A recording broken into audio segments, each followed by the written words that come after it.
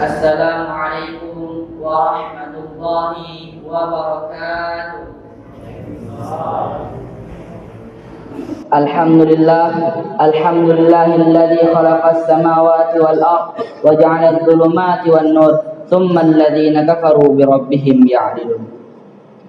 Ashhadu an la ilaha illallah wahdahu rabbi la syarika lah wa ashhadu anna Muhammadan 'abduhu wa rasuluh.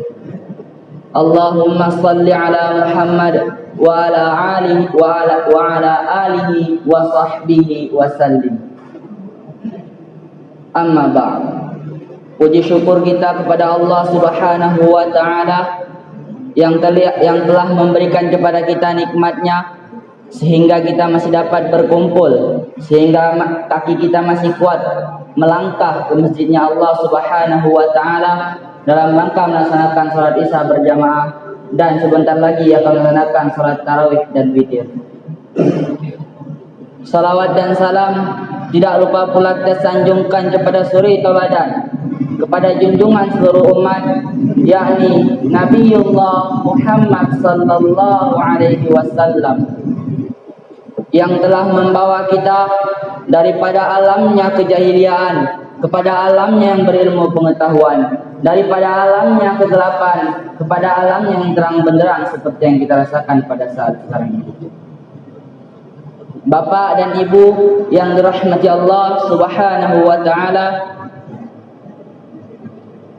sungguhnya kita telah sama-sama telah memasuki bulan Ramadan, yang mana bulan Ramadan ini merupakan bulan yang penuh dengan barakah, bulan yang penuh dengan maghfirah, bulan yang begitu banyak pahala, kebaikan, amalan-amalan yang dapat kita lakukan pada bulan Ramadan ini.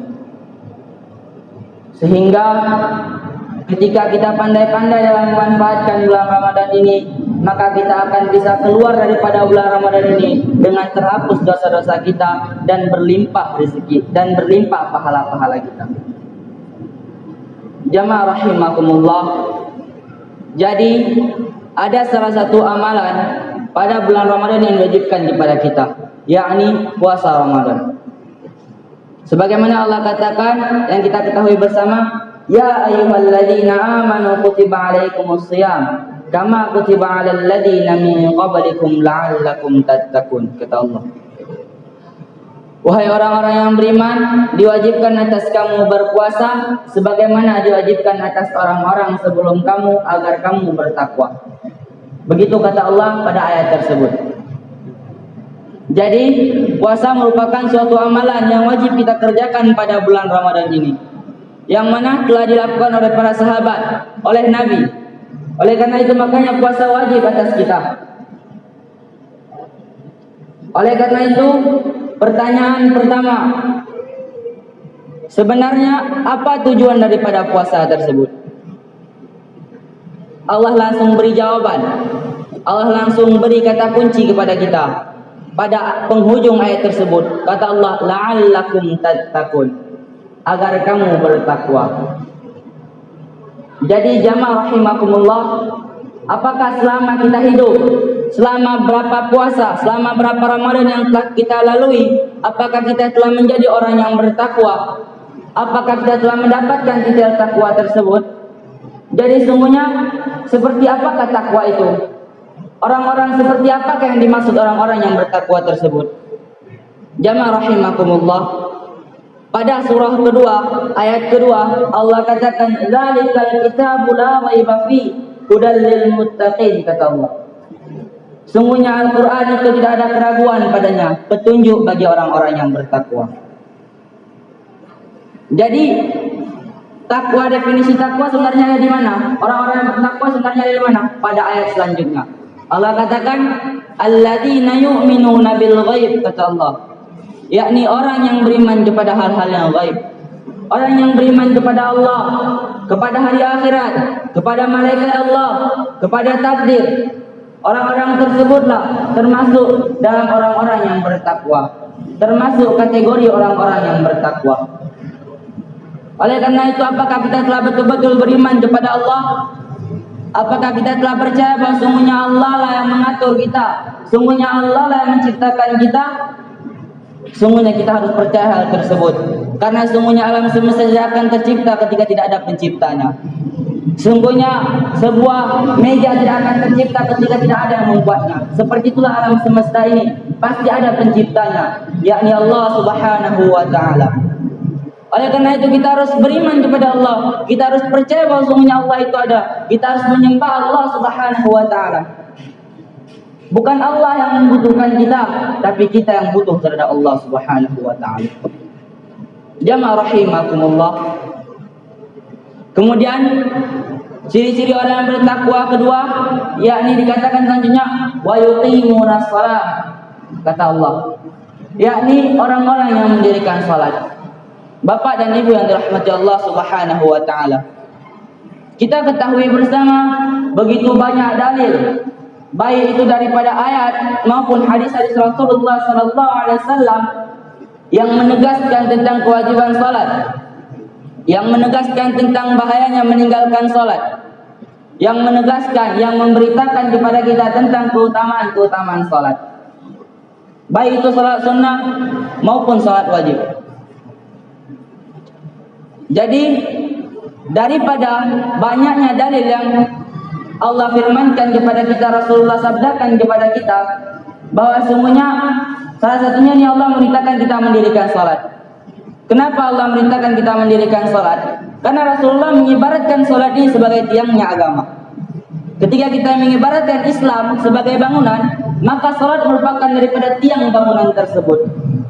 Coba kita bayangkan, seandainya puasa ini merupakan suatu atap daripada bangunan, suatu seng daripada bangunan, apakah atap tersebut akan berfungsi ketika tiang tidak ada? Sungguhnya atap tersebut akan sia-sia ketika tiang tidak berdiri. Ketika tiang tidak berdiri, maka atap tersebut akan sia-sia, tidak akan digunakan sama sekali. Oleh karena itu begitu pentingnya tiang daripada sebuah bangunan. Sepertilah pentingnya salat daripada rukun Islam kita ini. Maka salat diberikan kedudukan pada rukun Islam yang kedua. Ketika kita ingin melakukan puasa, maka terlebih dahulu kita cek salat kita. Apakah salat kita telah benar? Apakah salat kita tidak ada tinggal-tinggal? Apakah salat kita telah khusyuk? Maka dari situ orang-orang yang melaksanakan salat, orang-orang yang mendirikan salat termasuk daripada orang-orang yang bertakwa. Kemudian yang ketiga, wa mimma razaqnahum yunfiqun, kata Allah, yakni daripada orang-orang yang mendapat rezeki kemudian dia infakkan rezekinya tersebut. Mungkin pada saat sekarang ini, pada zaman sekarang ini, yang mana manusia dibutakan oleh hasrat untuk mendapatkan dunia, untuk mendapatkan kekayaan dunia, mengumpulkan hartanya. Mungkin sedikit orang yang ingin berinfak di jalan Allah Subhanahu wa taala.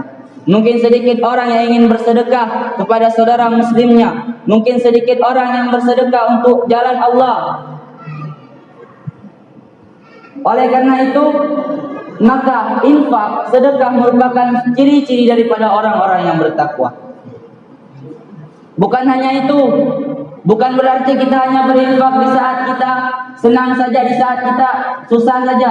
Ketika kita susah kita berinfak, karena kita mengetahui ketika keutamaan berinfak, yang ketika kita berinfak maka kita akan mendapat pahala yang lebih, maka kita akan mendapat rezeki yang lebih. Bukan saat sukar saja kita berinfak, akan tetapi ketika Allah berikan rezeki kepada kita, Allah berikan kekayaan kepada kita yang berlimpah, kita tidak lupa untuk berinfak juga, kita tidak lupa untuk bersedekah juga ke jalan Allah Subhanahu wa taala. Karena Allah katakan di ayat lain, alladzina yunfiquna fis sarra'i wad dharra, kata Allah, yakni orang-orang yang berinfak di saat susah maupun di saat senang. Karena banyak orang di saat susah dia berinfak agar mendapat rezeki yang lebih. Akan tetapi ketika Allah telah berikan kekayaan kepada dia, dia telah lupa siapa yang memberikan kekayaan tersebut. Dia telah lupa bahwa semuanya Allah yang titipkan kekayaan tersebut agar diinfakkan ke jalan Allah, agar diberikan kepada saudara-saudaranya. Bagaimana kita lihat Qarun yang lupa akan bahwa semuanya harta tersebut merupakan dari Allah, merupakan titipan Allah. Dia mengatakan bahwa tersebut hartanya, usahanya tersendiri. Sehingga apa? Sehingga Allah tenggelamkan dia. Allah tenggelamkan dia beserta harta-hartanya. Itu merupakan sebuah pelajaran bagi kita, sebuah cerita yang dapat kita tadabburi, dapat kita ambil pelajaran daripada cerita tersebut. Allah beri peringatan kepada kita untuk jangan melakukan hal yang sama, untuk jangan masuk ke dalam lubang yang sama. Jamaah rahimakumullah. Kemudian pertanyaan kedua, kapan dan di mana saja kita bertakwa kepada Allah Subhanahu wa taala? Jadi pada sebuah hadis Rasulullah sallallahu alaihi wasallam bersabda, "Ittaqillaha haitsu ma kunta," kata Rasulullah. Bertakwalah dimanapun kamu berada, dalam keadaan apapun. Jadi meskipun kita dalam keadaan puasa, tidak ada orang yang mengetahui apakah kita puasa apakah tidak. Di sini kita dites ketakwaan kita. Apakah kita termasuk orang yang bertakwa, yang betul-betul bersungguh dalam berpuasa, ataukah kita hanya berpuasa ini ingin mendapatkan agar tidak mendapatkan rasa malu, agar kita mendapatkan pujian dari orang lain. Ini merupakan salah satu ketakwaan. Salah satu ketakwaan yang Allah uji kita pada bulan Ramadan ini. Jadi baik itu dalam keadaan ramai maupun dalam keadaan sepi, maka kita harus bertakwa kepada Allah Subhanahu wa taala. Kita barengi setiap amalan kita itu dengan iman. Kita barengi setiap amalan kita itu dengan ikhlas kepada Allah Subhanahu wa taala. Jamaah rahimakumullah. Begitu pentingnya ketakwaan bagi kita, sampai-sampai Allah katakan bekal. Allah menyuruh kita berbekal. Sebaik-baik bekal adalah takwa. Wa tazawwadu, kata Allah, berbekallah. Fa inna khairaz zadi taqwa. Sesungguhnya sebaik-baik bekal adalah takwa.